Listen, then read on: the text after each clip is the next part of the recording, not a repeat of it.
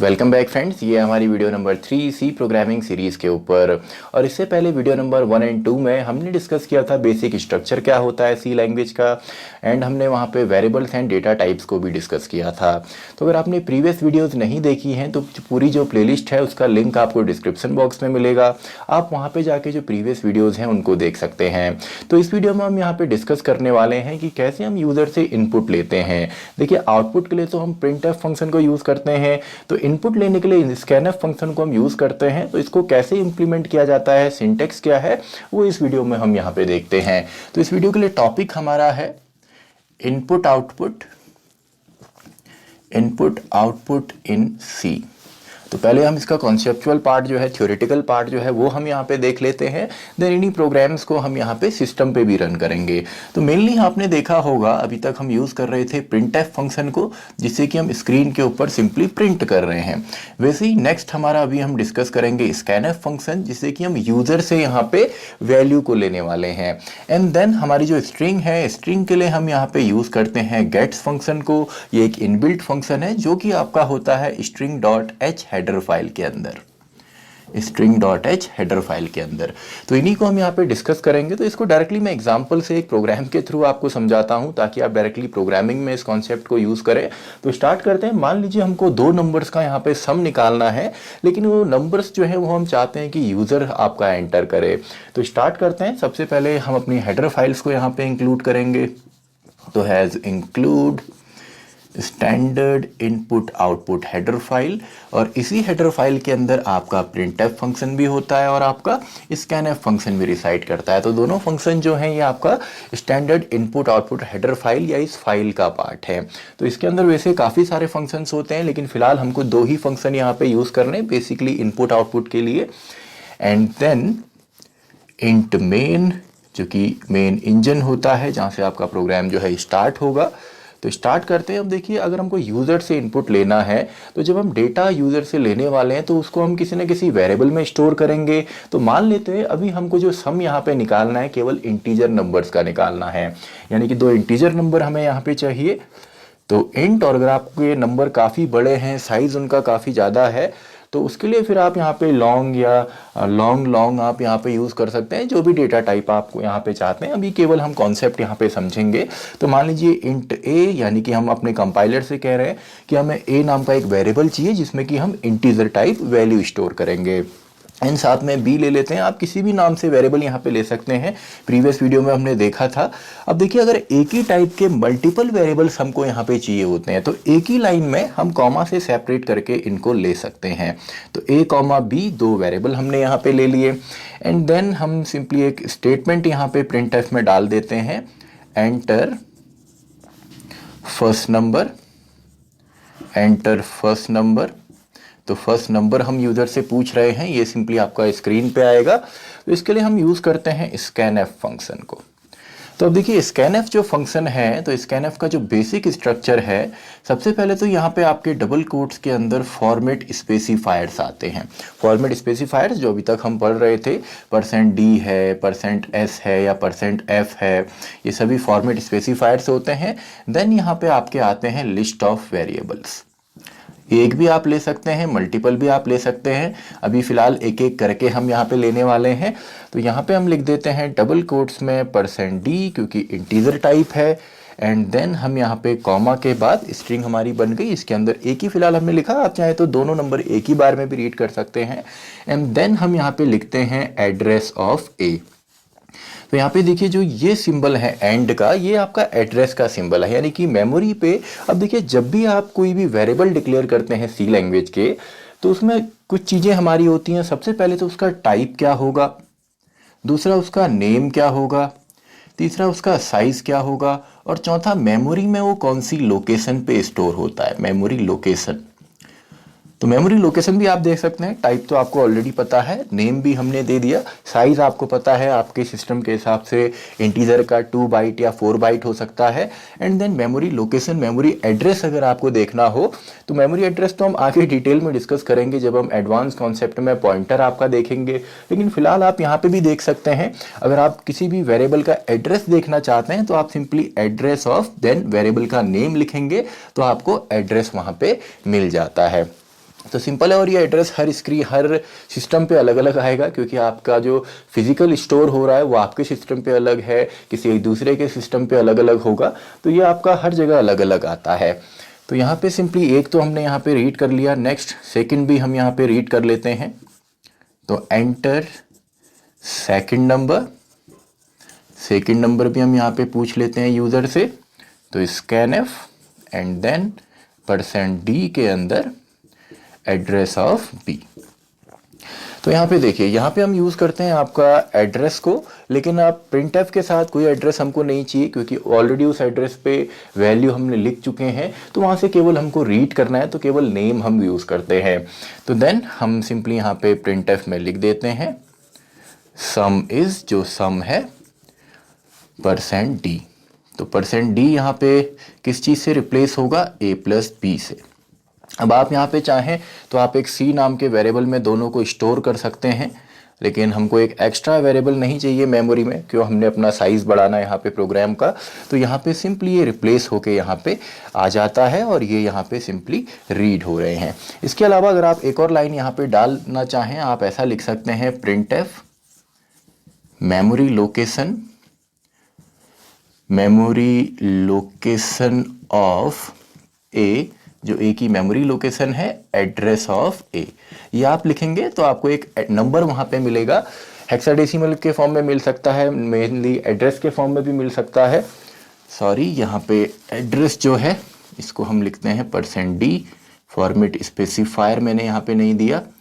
तो अब आपका यहाँ पे जो एड्रेस है वो यहाँ पे आ जाएगा। तो एड्रेस भी आप देखना चाहें आप देख सकते हैं। मेनली एक वेरिएबल में ये सभी चीज़ें होती है, उसका टाइप क्या है, नेम क्या है, साइज़ क्या होगा एंड मेमोरी लोकेशन क्या है। तो आई होप ये तो आपको आया होगा scanf से हम कैसे रीड करते हैं। अगर आपको सिंगल लाइन में ही यहाँ पे रीड करना होता तो आप scanf में इस तरीके से कर सकते हैं। printf में तो सिंपल है, inter first number and second number आप लिखेंगे। scanf के अंदर आप यहाँ पे लिखेंगे %d, then %d and then address of a, address of b। तो अब देखिए, ये तो आई होप आपको कॉन्सेप्ट सिंपली समझ में आया होगा। ये रिप्लेस होगा यहाँ पे एंड ये वाला आता है यहाँ पे। फॉर्मेट स्पेसिफायर आपने करेक्टली यहाँ पे देने हैं। तो यहाँ पे देखिए, भले आपका इंटीजर हो या करेक्टर हो या फ्लोट हो, ये तो हमारे डायरेक्टली यहाँ पे रीड होते हैं। करेक्टर आपको पता है, सिंगल करेक्टर की हम यहाँ पे बात कर रहे हैं। अगर मैं यहाँ पे लिखता हूँ करेक्टर a एंड देन इसमें आप चाहें तो कोई कांस्टेंट वैल्यू डायरेक्टली दे दीजिए, या आप %c की मदद से यहाँ पे एड्रेस ऑफ a लिखेंगे, तो इससे आपका एक करेक्टर, सिंगल करेक्टर रीड होगा। लेकिन प्रॉब्लम होती है जब हम स्ट्रिंग यहाँ पे लेते हैं। तो स्ट्रिंग अगर आप लेना चाहें, क्योंकि स्ट्रिंग क्या होता है, कलेक्शन ऑफ करेक्टर्स ही होता है, तो अगर आप डायरेक्टली लेना चाहें तो ये केवल एक स्पेस तक यहाँ पे रीड करता है। फॉर एग्जाम्पल, आप फुल नेम रीड करना चाहें तो वो यहाँ पे पॉसिबल नहीं है, तो उसके लिए हम गेट्स को यहाँ पे इस्तेमाल करते हैं। तो इसका मैं एग्जाम्पल पहले दे देता हूँ, उसके बाद इसी को हम प्रैक्टिकली भी देखेंगे। तो हैज़ इंक्लूड stdio.h एंड साथ में मैं string.h को भी यहाँ पे इंक्लूड कर लेता हूँ, क्योंकि इसी के अंदर हमारा गेट्स फंक्शन यहाँ पे होगा। तो string.h। अब देखिए, अगर आप यहाँ पे आपको केवल एक वर्ड यहाँ पे चाहिए, सॉरी, अगर आपको केवल एक सिंगल वर्ड चाहिए तब तो आप डायरेक्टली भी यहाँ पे कर सकते हैं। फॉर एग्जाम्पल, मान लीजिए हमने यहाँ पे कह दिया करेक्टर। अब देखिए, मान लीजिए हमको यहाँ पे फर्स्ट नेम चाहिए, किसी भी इंसान का हमको पहला नेम यहाँ पे केवल चाहिए, तब आपको गेट्स की ज़रूरत नहीं है, आप डायरेक्टली भी कर सकते हैं। उसका तरीका भी मैं आपको बता देता हूँ। मान लीजिए हमने करेक्टर नेम यहाँ पे किया, और हमको ये पता है कि जो नेम है, फर्स्ट नेम है, उसमें मैक्सिमम आपके 30 करेक्टर्स हो सकते हैं। तो हमने एक स्ट्रिंग यहाँ पे ले ली, यानी कि करेक्टर्स, बहुत सारे करेक्टर्स जब हम कलेक्ट करते हैं तो इनको हम स्ट्रिंग बोल देते हैं। आगे हम देखेंगे कि ये एरे का ही एक पार्ट है, ये भी एक एरे ही होता है। तो ये हमने यहाँ पे लिया। अब आपको अगर रीड करना है तो इसके लिए तो आप डायरेक्टली यहाँ पे कर सकते हैं। आप यहाँ पे लिखेंगे %s and address of name. तो यहाँ पे तो डायरेक्टली आपको मिल जाएगा, आप नेम रीड करेंगे। लेकिन जैसे ही आपका नेम आप वहाँ पे लिखेंगे, फॉर एग्जाम्पल आपने लिखा करण सिंह, करण स्पेस सिंह, तो यहाँ पे ये पूरा ना आके केवल करण आपको दिखाएगा। तो ये प्रॉब्लम यहाँ पे है। अब प्रॉब्लम है तो सॉल्यूशन भी यहाँ पे जो सी के डेवलपर्स हैं उन्होंने हमको दिया है, और वो है string.h का। तो इस तरीके से ना करके आप इस तरीके से भी ट्राई कर सकते हैं, लेकिन इस तरीके से ना करके चलिए इसको मैं कमेंट में डाल देता हूँ। कमेंट सिंपली क्या होते हैं, डबल कोट से भी इसको रिप्रेजेंट किया जाता है। इसको हम आगे डिटेल में डिस्कस करेंगे कि कमेंट्स हर एक प्रोग्राम में हम यूज़ करने वाले हैं। कमेंट से मेनली इस लाइन को इग्नोर करेगा आपका जो कंपाइलर है। मेनली ये डॉक्यूमेंटेशन के लिए यूज़ होता है, तो ये सिंगल लाइन कमेंट होता है। आप इसको कहीं पे भी दे सकते हैं, ये रीड नहीं होता मेनली। और अगर आपको मल्टीपल लाइन कमेंट देना है तो /* देन आप अपना कमेंट यहाँ पे लिखिए, या जो भी लॉजिक आपने लगाया है वो आप लिखिए। तो single line multi line comment भी आप यहाँ पे दे सकते हैं। तो इस लाइन को मैं कमेंट कर देता हूँ, अभी प्रैक्टिकली हम देखेंगे। एंड देन यहाँ पे डायरेक्टली इस तरीके से रीड ना करके मैं इसको इस तरीके से रीड कर सकता हूं, गेट्स नेम। तो ये लाइन नहीं लिखेंगे हम, और इसकी मदद से हम यहाँ पे डायरेक्टली रीड करेंगे। तो जब हम गेट्स का इस्तेमाल करते हैं, जो कि फंक्शन आपका होता है string.h के अंदर, तो गेट्स की मदद से हमने पूरा नेम यहाँ पे रीड किया। तो गेट्स क्या करता है, गेट इसका फुल फॉर्म है गेट स्ट्रिंग, यानी कि पूरी स्ट्रिंग हमको मिलती है। अब इसके बीच में स्पेस हो या कोई नंबर्स हो, कुछ भी आप लिखें, ये कंप्लीटली वहाँ पे रीड करेगा। तो जैसे ही गेट्स में आपको नेम मिलता है या कोई भी स्ट्रिंग के फॉर्म में डेटा मिलता है, आप उसको देन प्रिंट यहाँ पे कर सकते हैं। तो नेम इज %s, जो कि है हमारा नेम के अंदर। तो सिंपल सा है। देन फाइनली रिटर्न 0 एंड, चलिए इसको मैं यहां पे लिख देता हूं डायरेक्टली नीचे, रिटर्न 0 एंड क्लोज। तो आई होप बेसिक कॉन्सेप्ट आपको समझ में आया होगा। अगर आपको कुछ भी डेटा टाइप यहाँ पे रीड करने हैं, इंटीजर हो, कैरेक्टर हो, फ्लोट हो, लॉन्ग हो, डबल हो, तो वो तो आप डायरेक्टली स्कैनएफ की मदद से यहाँ पे कर सकते हैं। लेकिन अगर आपको कंप्लीट स्ट्रिंग यहाँ पे करनी है तो उसके लिए इनबिल्ट फंक्शन है गेट्स देन वेरिएबल का नेम। हाँ, पहले हमको ये डिफाइन यहाँ पे जरूर करना है कि उसमें नंबर ऑफ कैरेक्टर्स मैक्सिमम आप कितने चाहते हैं। तो इसी की मदद से यहाँ पे मैक्सिमम 30 इसकी लिमिट है। आप चाहें तो ये इसका सिंटेक्स है, इसको आप आगे भी बढ़ा सकते हैं, कम भी कर सकते हैं। एंड देन आप गेट से नेम रीड करेंगे एंड सिंपली उसको प्रिंट करेंगे। तो आई होप कॉन्सेप्ट तो आपको यहाँ पे आ गया होगा। अगर आप नोट्स बनाना चाहें इसमें से तो आप स्क्रीनशॉट इसका ले सकते हैं। देन इसी को हम यहाँ पे प्रैक्टिकली भी देखने वाले हैं। तो आई होप आपने इसका स्क्रीनशॉट ले लिया होगा। तो इस सभी कॉन्सेप्ट को अब हम प्रैक्टिकली अपने सिस्टम पे भी करते हैं। तो अब देखिए, जितना भी हमने यहाँ पे थ्योरेटिकली समझा, जो कॉन्सेप्ट हमने समझा है, उसी को अब हम यहाँ पे प्रैक्टिकली भी देखते हैं। तो स्टार्ट करते हैं। सबसे पहले 2 नंबरों का जो बेसिक सम हम निकाल रहे थे वही हम यहाँ पे निकालते हैं। तो standard input output header file हम यहाँ पे इंक्लूड करेंगे, then int main, and then हम यहाँ पे स्टार्ट करते हैं। सबसे पहले 2 नंबर्स हमने यहाँ पे लेने हैं, एंड आप चाहें तो एक प्रिंटएफ स्टेटमेंट भी यहाँ पे लिख सकते हैं। तो यहाँ पे हम कहते हैं एंटर फर्स्ट नंबर, पहला नंबर हमने यूज़र से यहाँ पे लेना है, और इसके लिए हम यहाँ पे यूज़ करने वाले हैं स्कैनएफ फंक्शन को। तो स्कैनएफ के अंदर हम यहाँ पे लिखते हैं %d, क्योंकि ये आपका इंटीजर टाइप है, and then address of a, यानी कि इस एड्रेस पे हमने यहाँ पे एक वैल्यू को स्टोर करना है। देन सेकेंड नंबर भी हम यहाँ पे ले लेते हैं, enter second number, enter second number. तो दोनों नंबर हम यहाँ पे ले लेते हैं, एंड देन इसमें भी आपका सेम है, स्कैनएफ हम यहाँ पे यूज़ करेंगे %d, एड्रेस ऑफ p। तो सिंपल सा है, केवल इतना ही हमने यहाँ पे करना है। और अगर आप एक ही लाइन में चाहें तो वो भी आप यहाँ पे कर सकते हैं। देन सिंपली दोनों का सम हम निकाल देते हैं। तो सम इज़, जो सम होगा वो %d में आ जाए, एंड उसमें वैल्यू कौन कौन सी आएंगी, वो आएंगी a + b। तो केवल इतना ही हमने यहाँ पे करना है। तो चलिए इसको थोड़ा सा और यहाँ पे एक्यूरेट कर लेते हैं। तो देखिए, इसको अगर हम एग्जीक्यूट यहाँ पे करेंगे तो इंटर फर्स्ट नंबर हमने कह दिया चलिए 78, सेकंड नंबर हमने कहा 90। तो देखिए दोनों का सम यहाँ पे आ गया, लेकिन जो वैल्यू हमने ली है वो हम यूज़र से यहाँ पे ले रहे हैं। तो सिंपल सा है, आप इस तरीके से यूज़र से यहाँ पे वैल्यू ले सकते हैं स्कैनएफ फंक्शन की मदद से।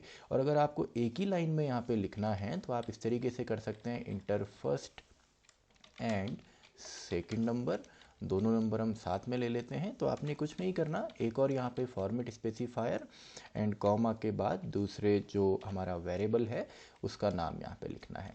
तो इसको चलिए मैं कमेंट में यहाँ पे लिख देता हूँ। कमेंट अभी हमने देखा था इस तरीके से।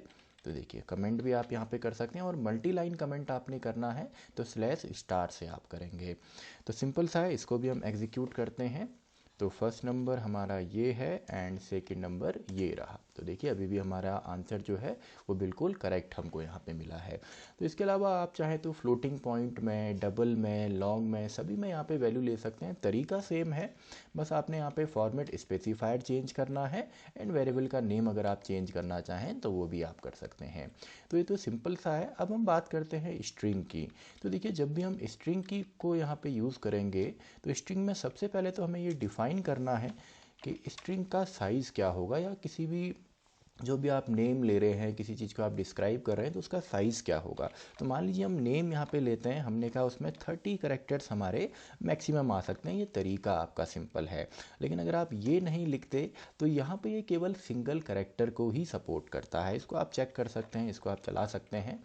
तो यहाँ पे देखिए अगर मैं यहाँ पे प्रिंटफ स्टेटमेंट में डायरेक्टली मैं यहाँ पे लिखता हूँ enter your name and then हम यहाँ पे स्कैनअप से अगर इसको रीड करने की कोशिश करते हैं %s जो कि स्ट्रिंग है एंड एड्रेस ऑफ नेम, तो यहाँ पे देखिए अगर हम इसको सीधा प्रिंट करते हैं हेलो एंड देन हेलो के बाद %s एंड देन नेम, तो हेलो तो केवल फर्स्ट नेम हमको यहाँ पे मिलता है। तो देखिए जैसे ही मैं इसको एग्जीक्यूट करता हूँ तो एंटर योर नेम मैंने कह दिया करण सिंह। तो देखिए हेलो करण केवल आपको यहाँ पे मिला है, आपका यहाँ पे जो सर नेम है वो इसने नहीं लिया है। तो इसी प्रॉब्लम, ये जो प्रॉब्लम है इसको सॉल्व करने के लिए फिर हमारे पास एक हेडर फाइल आती है जिसको हम यहाँ पे कह देते हैं string.h, यानी कि स्ट्रिंग से रिलेटेड जितने भी फंक्शंस होंगे वो इसी के अंदर हैं। तो स्कैनफ को यहाँ पे ना यूज़ करके चलिए इसको मैं कमेंट में यहाँ पे डाल देता हूँ ताकि कंपाइलर इसको इग्नोर यहाँ पे करे। एंड सिंपल सा है गेट्स, यानी कि गेट स्ट्रिंग, और वो किस में है, नेम नाम के वेरिएबल के अंदर है। तो देखिए इसको जैसे ही मैं यहाँ पे एग्जीक्यूट करता हूँ तो यहाँ पे करण सिंह, तो अब देखिए हेलो करण सिंह अब हमको कंप्लीट यहाँ पे मिला है। तो आई होप आपको ये बेसिक यहाँ पे समझ में आया होगा। इसके अलावा हमने बात की थी एड्रेस की। अगर आपको एड्रेस यहाँ पे देखना है तो कोई भी हमारा वेरिएबल होता है तो वेरिएबल के लिए उसमें 4 चीज़ें मेन होती हैं। तो देखिए सबसे पहले उसका टाइप क्या होगा, देन उसको हम किस वेरिएबल का नाम क्या होगा। तो नाम मान लीजिए मैं यहाँ पे हेलो लिख देता हूँ एंड उसमें वैल्यू क्या है, तो वैल्यू भी हम चलिए डायरेक्टली अभी भी डाल देते हैं, यूज़र से रीड नहीं कराते। तो ये 3 चीज़ें हैं। एंड फाइनली जो एड्रेस है, तो एड्रेस अगर आप देखना चाहें तो एड्रेस इज़ %d, क्योंकि आपका इंटीजर फॉर्म में आएगा। तो हमने कहा एड्रेस हमको दे दीजिए किसका, हेलो नाम के वेरिएबल का। तो इसको तो आगे हम डीपली पढ़ने वाले हैं, लेकिन इस तरीके से आप देख सकते हैं। देखिए एड्रेस जो आ रहा है वो इस तरीके से आपको यहाँ पे मिल रहा है। ये एक मेमोरी लोकेशन आपको सिंपली यहाँ पे मिलती है। तो आई होप आपको ये बेसिक कॉन्सेप्ट यहाँ पे समझ में आया होगा कि कैसे हम यूज़र से इनपुट को लेते हैं, बेसिक डेटा टाइप हम कैसे लेते हैं, करेक्टर हो, फ्लोट हो, इंटीजर हो, डबल हो। लेकिन अगर हमको स्ट्रिंग लेनी हो तो उसके लिए हम string.h को यहाँ पे यूज़ करेंगे और साथ में हम गेट्स फंक्शन को यूज़ करते हैं। तो इसी के साथ ये वीडियो भी हमारी ख़त्म होती है। आई होप आपको ये बेसिक कॉन्सेप्ट समझ में आए होंगे, प्रैक्टिकली आप इसको प्रैक्टिस करेंगे। तो मैं मिलता हूँ आपसे अगली वीडियो में, वीडियो नंबर 4, जहाँ पे हम डिस्कस करेंगे ऑपरेटर्स को, यानी कि सी लैंग्वेज के अंदर कौन कौन से हमारे ऑपरेटर्स होते हैं। Video number 4।